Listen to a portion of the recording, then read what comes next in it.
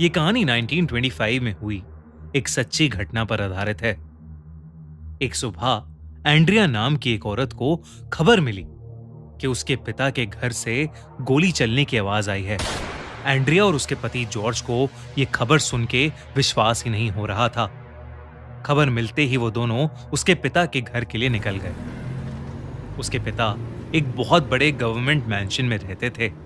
वो मैंशन दूसरे शहर में था, तो वहां जाते जाते उन्हें शाम हो गई थी। जब वो वापस पहुंचे तो उन्होंने देखा कि उस मैंशन के बाहर पुलिस इकट्ठा है और कोई उस घर के अंदर नहीं जा रहा था। पुलिस एंड्रिया और उसके पति जॉर्ज को भी अंदर नहीं जाने दे रही थी। पुलिस के मुताबिक उस घर में एक भूत था जो सालों बाद आजाद हो गया था। जब एंड्रिया ने पूरी बात पूछी तो उसे पता लगा कि कई साल पहले 1865 में उस घर में एक 18 साल का लड़का रहता था। वो एक लड़की से बहुत प्यार करता था, लेकिन उस लड़की ने उसके प्यार को ठुकरा दिया, जिसकी वजह से उसने खुद को गोली मारकर अपनी जान दे दी। तब से उसका भूत उसी मैंशन में भटकने लगा। उसके बाद उस घर में रहने वाले सभी लोगों की अजीबोगरीब मौतें होने लगी। बहुत मुश्किल से उस लड़की की आत्मा को एक प्रीस्ट की मदद से एक कमरे में बंद कर दिया गया और उस कमरे को हमेशा के लिए लॉक कर दिया गया।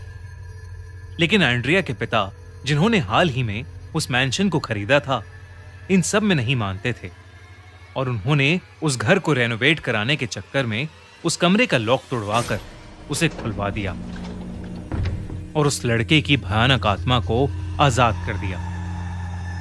पुलिस कहने लगी कि उस लड़की की आत्मा ने ही शायद एंड्रिया के पिता को मार दिया था और अब अगर कोई भी उस घर के अंदर जाएगा तो उस लड़के की आत्मा उसको भी मार डालेगी।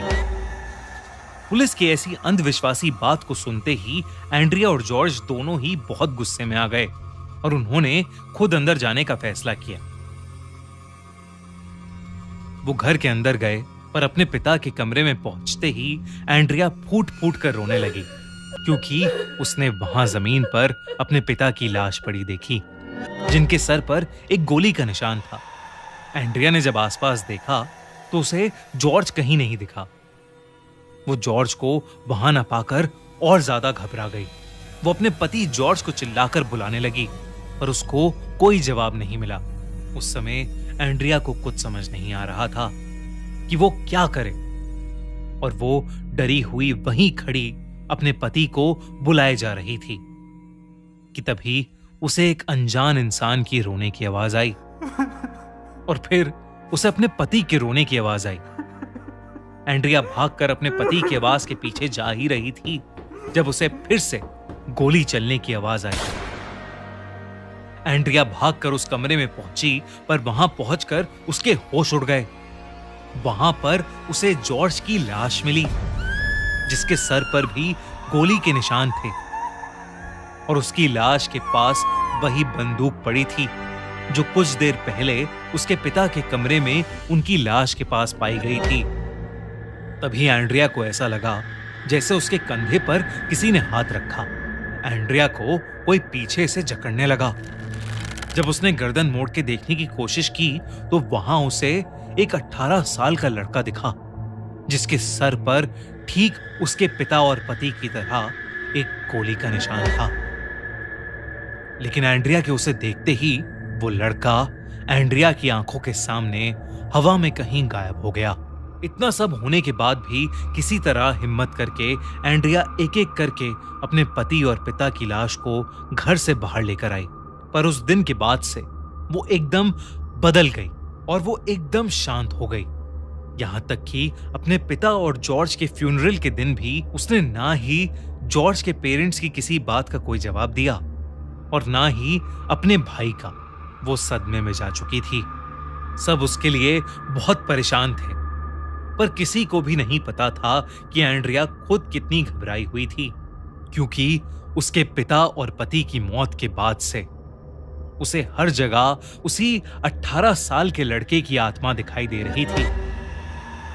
वो किसी भी वक्त एंड्रिया के शरीर को जकड़ लेता था और उसके कान में एक ही चीज कहता रहता था कि वो उससे बहुत ज्यादा प्यार करने लगा है और अगर वो भी उसका प्यार ठुकरा देगी तो वो उसे भी मार डालेगा। एंड्रिया जहां जहां जाती उसे वही लड़का दिखाई देता जो उसे हर बार जकड़ लेता और एंड्रिया का शरीर बुरी तरह से जख्मी कर देता। डरी हुई और परेशान एंड्रिया साइकेट्रिस्ट के पास भी गई, पर उसका भी कोई असर नहीं हुआ। एंड्रिया के शरीर पर रोज नील पड़े जा रहे थे। धीरे धीरे उसकी दिमागी हालत बद से बदतर होती जा रही थी। फिर एक दिन उस मैंशन के पास रहने वाले लोगों ने एक बहुत ही अजीबोगरीब और एक डरावनी चीज देखी। उन्होंने देखा कि एक बहुत ही कमजोर दिखने वाली एंड्रिया भागती हुई आई और उस मैंशन का ताला तोड़कर उसके अंदर घुस गई। और इससे पहले कि कोई कुछ समझ पाता, उन्हें उस मैंशन के अंदर से गोली चलने की आवाज आई। जब कई देर तक कोई भी अंदर नहीं गया तो ये खबर शहर के मेयर तक पहुंची। तो उसने वहां के पुलिस ऑफिसर्स को एक प्रीस्ट के साथ अंदर जाने का ऑर्डर दिया। डरते हुए जब पुलिस के 2 इंस्पेक्टर घर के अंदर घुसे तो उन्हें वहां पर एंड्रिया की लाश जमीन पर पड़ी हुई मिली।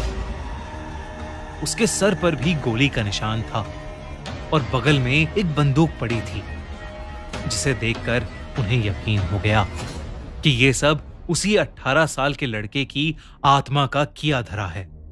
इस इंसिडेंट के बाद उस मैंशन का एग्जॉर्सिज्म किया गया और फिर उस मैंशन को हमेशा हमेशा के लिए बंद कर दिया गया।